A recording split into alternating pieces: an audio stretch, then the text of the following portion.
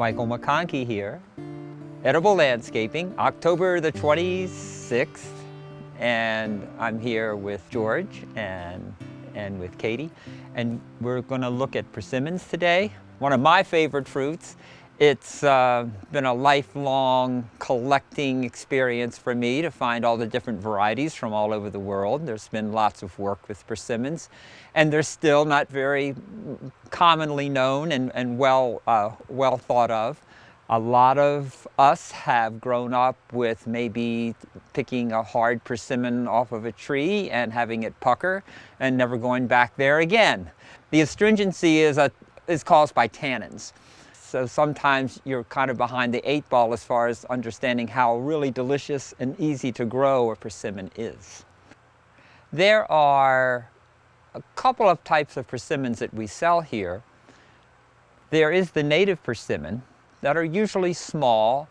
They're a great wildlife food. They drop when they're ripe and they have a very upright nature.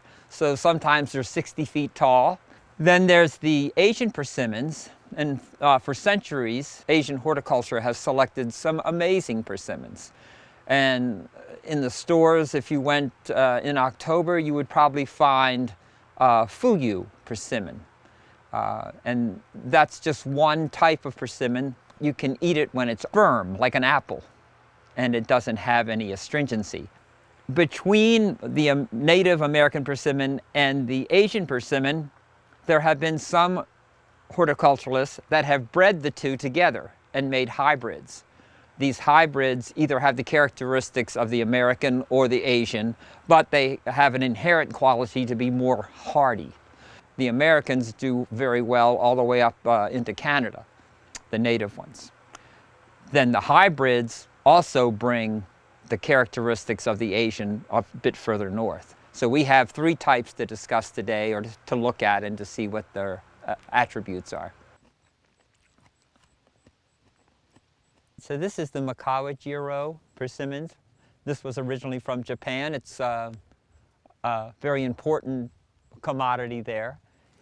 And you can see how big the fruit is.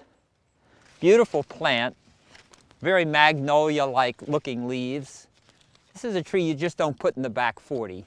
It's the kind of tree you want to have in your front yard. So I'm shining her up a little bit because it does have a wax, natural wax coating on it. Beautiful. And this is not astringent. That's what's really nice about this plant, this fruit, is that you can eat it like an apple. And they're a lot easier to grow than apples, and they don't get worms. They don't get diseases, and basically we can have this plant here and not spray it, and it does just fine. And that's what it looks like.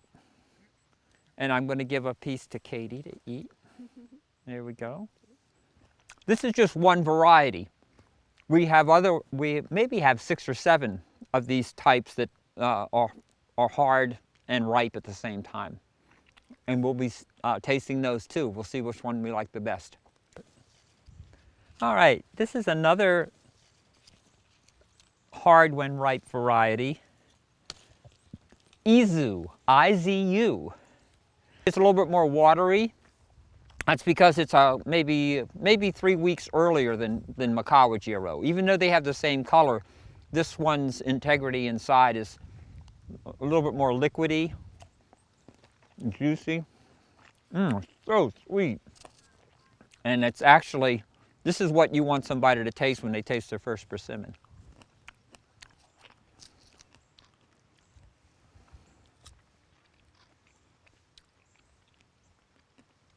Amazing, huh? So good. I thought that one was really sweet, and this one's even sweeter. Yeah, when you're ready. All right. So when you go to the food stores and you buy a Fuyu persimmon from California, you are buying the Wase Fuyu. This is the most important commercial variety right now, and probably it's because, look at the size, so it's a young tree, and then look at the production. So a grower can get quite a lot of fruit at an early age with these plants.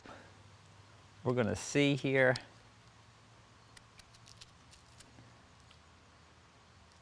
There's for you. George, do you want a taste test too? Ew, don't have to twist my arm.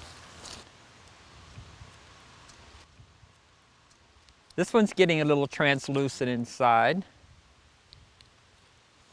Right there is a little is where the seed would be if there was a seed. Seedless.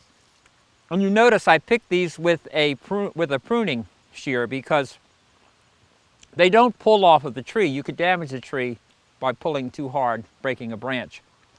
So whenever I eat these, I think about the botanical name, which translates into fruit of the gods. And there's a really good reason that they call them that, because they're so delicious, you know. So. This is the largest of the fuyus. Although this tree is small, it's just making a smaller fruit. This is its first fruit in its third leaf. This is called Hana fuyu, and I think Hana might mean winter. I'm not sure, but the Hana fuyu can be some of the largest ones that you'll see. Sometimes it's twice this size, and it can be eaten. It's still green, so on the top, so it needs a good another 2 weeks or so to ripen. Come back in 10 years, you'll see a real big tree here. So this is a variety, and please forgive my pronunciation if I'm wrong, but Ichi Kikai Jiro. How's that, George? Ichi Kikai Jiro? Okay. And we call it Ichi for short. And these are the fruits.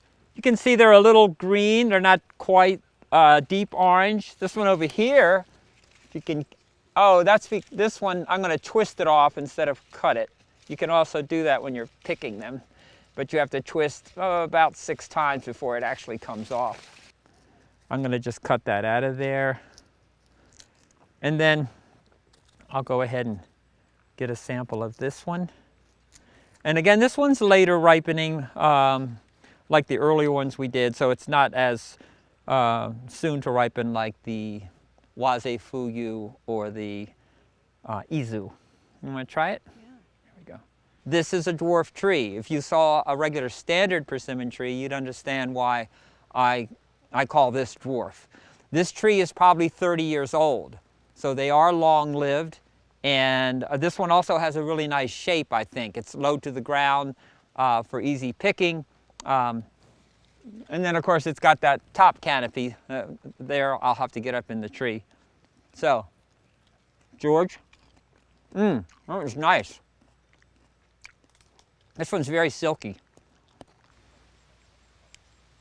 This tree is another hard when ripe type. It's later, maybe like Makawa Jiro or Hana Fuyu. Let me cut one of these and bring it out.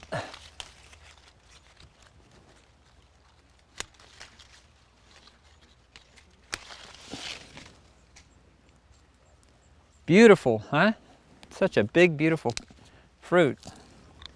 I'm going to cut off the stem end here. This one is called Tam Cam. And it's also we got this from Korea. And it's still a little green, so I got a feeling this one may still have more starches than sugars, but we will try it anyway. Again, it's just one day out of a 3-month period of, yeah, we can see that it hasn't turned real orange yet. I'll give you a piece and let you try. Go back, isn't it? To Yeah.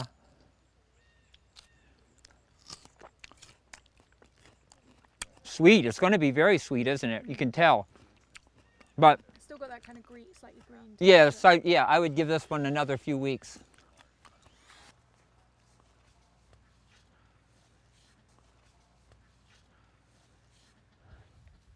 So this particular variety has to be soft when you eat it. It has to be like an overripe tomato. The softer, the better. And it has one of the prettiest fall colors. This is Great Wall. And Great Wall was brought back by a fruit introduction officer named J. Russell Smith way back probably in the 50s. And he lived in Round Hill, Virginia. This variety did well up in that area, which is north of us by about 90 miles. We love the red color, and you can see the fruit. It is color ripe now. We could have this just ripen off the tree, but we will leave it for a bit longer. It can lose all its leaves, and it'll hold its fruit probably for another 2 months after it loses its leaves. This is a Asian persimmon. It's probably a seedling of Great Wall. It ripens very late. We can get fruit in March. Sometimes the robins will come and finish them off because they'll kind of dry on the tree. But the best time to pick them is probably around the first week of December. And here's the fruit, and you can see it has that pretty fall color, very reminiscent of maybe its mother tree, Great Wall. And this tree is this is what you call a tree form Asian persimmon. It's much larger, maybe twice as big as some of our dwarfs, maybe 3 times. Produces annually a huge crop, probably talking 300-400 pounds. I'd say, let's just say 200 to 400 to be less exact. And then in comparison to the Tecumseh, I have a more dwarf type here, and it never really gets that red color. This is called Smith's Best.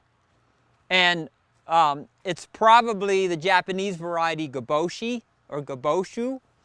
And Gaboshi, Smith's Best, J. Russell Smith also brought this back. It was on his farm in Front Royal, Virginia. And after 20 years after his death, it was still growing there. So it had some hardiness, and that's another reason why we offer it. I'm going to see if I can get a ripe fruit here to try. So it's great that we picked a day that we can get a soft when ripe. I've always marveled at this pen and ink kind of design. And so if I cut this fellow, you can see that the skin is very thin, kind of like a water balloon. And I'll let Katie try that first. Got it? That one may be a little puckery because I've noticed it doesn't have any seed. When it doesn't have any seed, they are astringent till ripe. If they have seed, this is a weird one. If they have seed, then they're like a hard type persimmon. You can eat them anytime. It's quite refreshing. Like it's. I almost get watermelon from that. Oh, I love the soft persimmon. It's so different, isn't it? I may have to eat this whole thing since it's so small. Oh yeah, so good. So this is Miss Kim. And Miss Kim, Dr. Shanks at the University of Maryland imported some persimmon varieties from South Korea, probably back in the early 70s. It was his hobby, and we became friends, and that's how I got into so many different varieties, was because of Dr. Shanks. Since I'm talking history here, I'll throw that in. Let's see what I got here. This little area here is ripe, and it's kind of spreading the ripeness. This is still hard here, so that's going to pucker. So I don't have a lot to work with here. And maybe, you see how they get a little bit different color here when they're ripe. And just about everything on here is in the unripe stage. I may be able to find one. I'm looking, but they can be picked and they'll ripen in the kitchen just fine. This is definitely one of my favorite soft when ripe ones. I'm going to give this to Katie and see if that's lost its astringency. Yeah. Good? It's good? Oh, it's really good. I love those. And this tree will get a real pretty color also, and it's got a small nature to its size. So it's been here not that long, maybe it's 10 years old, but it won't get really into a huge tree. It'll stay small, probably not reach more than 10 feet.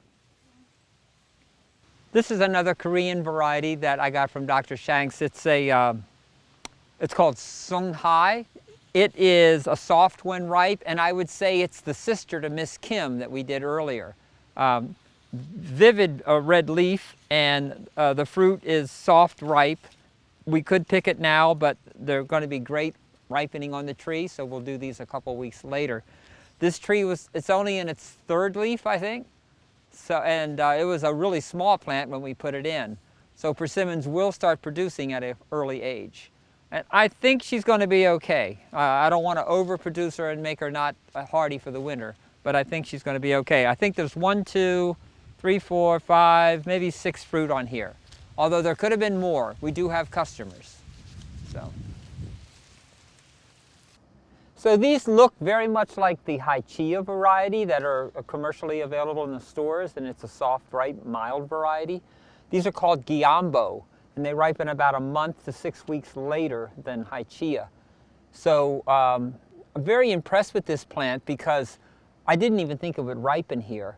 It's more of a zone 8, southern zones persimmon, I thought. I know it even does well in places like Houston, Texas. Big, large size fruit, but these are still quite hard. So I'm not going to open one of these up. We're just going to show you. The tree is also larger. A lot of people like the large size, of course, and the triangle shape is different also. So these persimmons are from Japan. I think it's a different species. I can't tell you the scientific name off the top of my head, but it's called the princess persimmon. And you'll usually see these in horticultural circles with bonsai, because when you see those ancient in the bowl persimmons fruiting, it's usually a princess persimmon. And what's interesting about these fruits is they are very, very, very astringent, and that you cannot eat them at this time. Although, in February, you come out here on a nice day, and they've dried into dates, and they're very sweet and luscious. So they will dry into like a little date-like confection right on the tree. And in a way, it's the first thing that's ripe, you know, in the spring around here.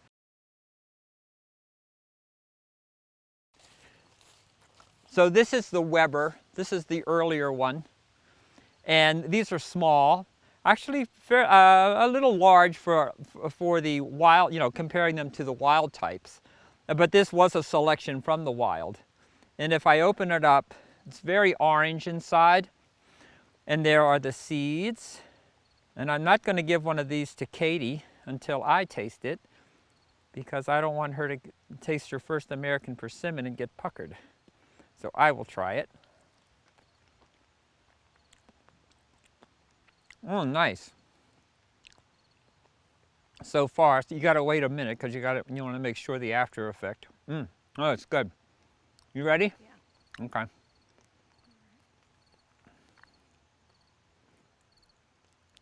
Very different, isn't it?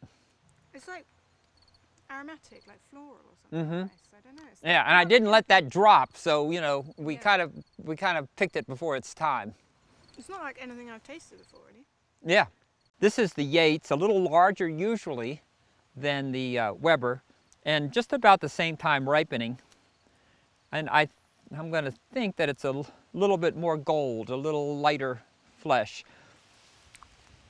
Oh, that's puckering, so we're not going to try that. It's still on the tree. You got to wait till they fall. There's a buildup of tannins, kind of like what you might find in acorns, and a lot of species before they're ripe will have, they want their seeds to mature, so I guess they make it a little unpalatable until the time is right, until the seeds are really mature. My son Gabe and Ian, they had lots of high school buddies, and they'd bring them over in the orchards, and they'd always say, "Oh, taste this," and they were just waiting for the reaction because they'd be very green and puckery fruits, and they'd get a big laugh out of it. So this is another American persimmon, and it's called Meter. It's named after Elwin Meter from Rochester, New Hampshire. And he grew all these things up by Durham, New Hampshire. And what makes this kind of special is that it came from New Hampshire. And so that's a pretty wide range and a pretty good hardiness. This I believe is going to be perfect to eat. And if I cut it, we can look at it. A lot of seed, and it's drier. And I guess I'll try first. You're going to love this. Yeah. George, it's really good. Isn't that different? Yeah. It almost starts to taste a bit like a dried fruit, that rich flavor. Yeah, that's exactly what they're doing. They're kind of drying.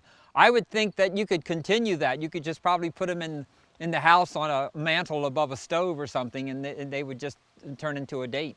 Yeah. There's an old folk legend that says when you split a persimmon seed open in the fall, you're either going to see a knife, a fork, or a spoon. If you see the spoon, you're getting a lot of snow. If you see the fork, it's going to be a mild winter. If you see the knife, it's going to be cutting cold. I'm almost feeling like that looks more spoon-like than anything else. Spoon is lots of snow. Think shovel. Persimmons, if you have a bunch of seeds and you plant them, you'll have some come up, and when the time comes for them to fruit, they may be all male and never have a fruit. They diversify to a point where they may come up and be female and are self-fertile. And then they may be female that needs a male to pollinate, to set fruit. Most of the fruits we have are self-fertile, although a few of the plants that we sell have male flowers that will usually turn into seeds on your plant. Pollination makes the seeds. For instance, Giro is usually seedless, but if we have a male pollinator next to it, it's going to have seed. So this is, oh, your name? Catherine, sir. Catherine. Yes, sir. And of course, I'm Michael, if I didn't say that before. And Catherine is looking at all the persimmons today. This is our map of our persimmons in the field. We have the numbered persimmons with a little icon here. That's a little orange thing. So if we turn this over, the persimmons are showing here. And right there, there's 34. Wow. A lot of them are ripe. Like that's a Weber. If this is an American persimmon, that's probably ripe if you want to try that. Oh. Okay? Thank you. You're welcome. Thank you. And this is a Proc persimmon here. That's very good. Yeah, it's very different, isn't it? So Proc is a newer fruit, and it's an American persimmon selection, actually from like almost Ontario. So it's quite northern. And how beautiful is that? It's so orange, isn't it? This one does have one seed, and usually they are seedless, but only one seed it looks like. The Meter that we were just eating and the Weber, they had pretty much a seed in every section. And then I'm going to let you try that. Oh my, thank you. This is a very large persimmon. Sometimes it ripens here quite early, I think because it grew up in the north. So it gets enough sun days to start ripening at the end of August. George? You don't have to twist my arm. I will. That's really good. Yeah. That's good It's too, huh? soft. It doesn't have that. That's very good. Yeah. It's creamy. Yeah, Almost. creamy. And you notice it just dropped. Yeah. I didn't pick it off the tree. So this is the Rosayanka persimmon. I'm kind of holding one here. And Rosayanka is a Russian hybrid of the American crossed with the Asian. And its attributes are more on the side of the American. It has an American kind of upright look to it, and it also has a smaller fruit, and plenty of them. This is just an amazing, amazing plant. The fruits usually taste very apricot-y, almost like a dried apricot. And then they're really good for the winter. Like at the moment, it's end of October and they're not ripe, but they're starting. You can see that they'll have this, they'll start wrinkling a little bit like this. I found one on the tree that may or may not be ripe. I'm going to try it first so nobody else gets puckered. And they will get more orange than this as as time marches on into the winter time. And let me just see here.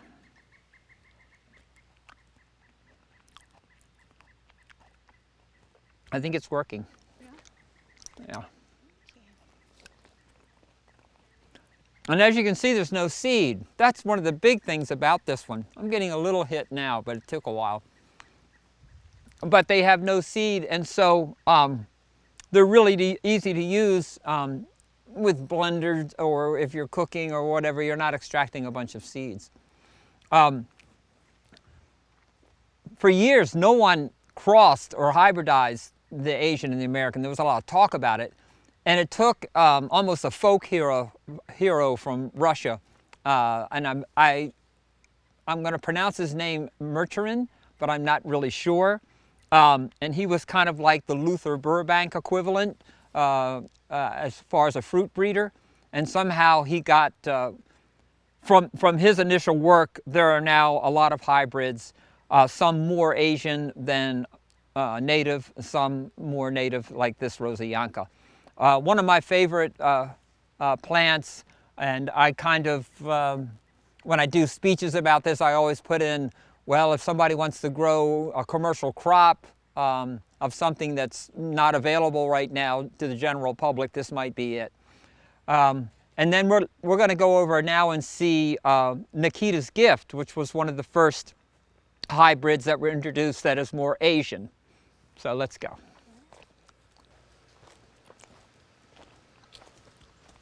So this is the other hybrid that we have on the property called Nikita's Gift. And it is more Asian. It's not quite as vigorous, so it's not going to be as big a tree. And the fruit is more Asian looking. And I'm kind of walking around seeing if there's anything ripe yet, which I doubt. Oh, look at there. Let's see if I can get that. You see that? It's up there.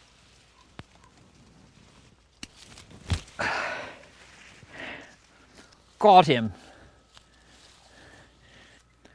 Let's see how she looks inside. Oh, wow. Isn't that beautiful? I'm going to try it first because I did get it off the tree. Yeah, it's coming along nicely. And, oh, you got a seed. Oh, it's like caramel or something. This one would usually be seedless, but it's right next to that Nui Naui. And that one has male flowers, so it's so close that the pollinators are flying from tree to tree and we're getting some seed. Yeah, this one's so good, I don't want to put it down. Yeah. So this is called Fire Crystal, and it is another hybrid. This small tree, I think I planted it about maybe this is its third leaf, and you can see how much fruit it already has. The fruit might be a large size fruit, but right now it's smaller because I think it's so productive that there's a lot of fruit per limb. In Japan, a lot of times a commercial grower will only leave one fruit per branch, and that puts all the energy into that one fruit and they get larger. I haven't tasted it yet, and it's orange ripe, but it's not, I think it's a soft one ripe persimmon, so we're going to wait on this one and try this later. Persimmons, they're kind of on that spectrum of easy care instead of a lot of maintenance. They don't take a lot of pruning. They have a really nice shape. They come into bearing early. There are some leaf insects that can distort the leaves. I don't even see any on this plant called psyllids. there are plants that you can plant to keep the psyllid population at bay, some native plants. I'm thinking fennel, swamp mallow. There's a couple of things that encourage the predators of that insect. Stink bugs can make their mark. They can suck on the fruit and make little marks. Stink bugs are kind of waning at the moment. I don't see them as much anymore, so I don't see them as much as a problem. If you did have any of that, kaolin clay, a spray of clay can work very well to keep the stink bugs out of the tree, and it's quite non-toxic. Although I don't think I'd go there. It doesn't really damage the fruit or the tree usually. So with that, in my life's work with horticulture, this is persimmons are definitely up there as one of my favorites, and I think that's why you have so many varieties. I'm in Virginia, where this was not a common group of fruits for anyone to try.